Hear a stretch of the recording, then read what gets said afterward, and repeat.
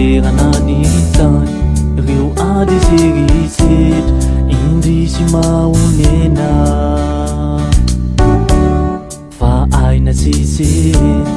no ringana sila totopanjakilana fo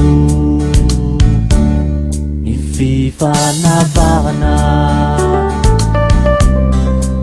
arapirazanana siarapivavana mo masony rehet indrisy fa ankaso tataovandrano maso aina miamalazo no vokatra mba azo kalasaoany saina niainga ny fanahy nampita ny vinany nyantefatany hoany mamejovejo sy mamelovelo manonovinovy fahalemana ovoy manirika maniry fitiavana ijiro ampony rehetra fitijisy vetra miandrandra fiavanana fifanomezantanana famindra ifanjohy miventy mangingina kalopiralaina hanana tariketra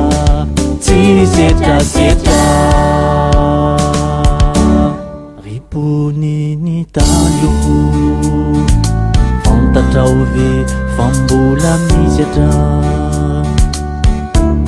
manerana ny tany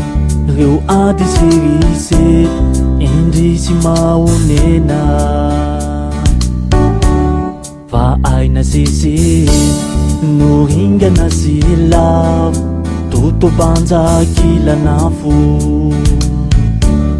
ny fifanavana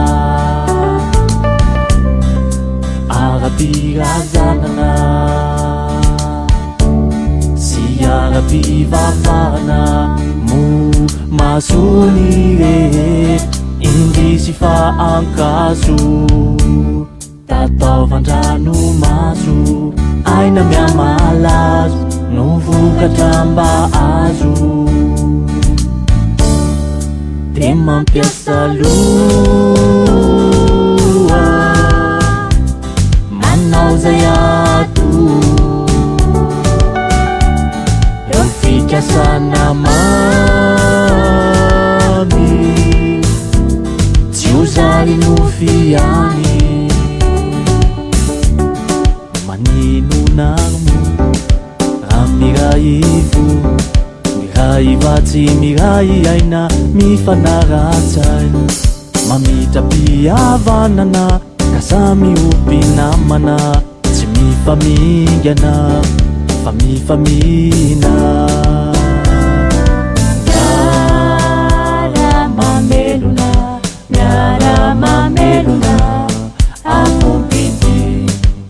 miarady miaramandevona adilana miferinayna mba hofana itokana miaramivondrona tsy tohantafiotra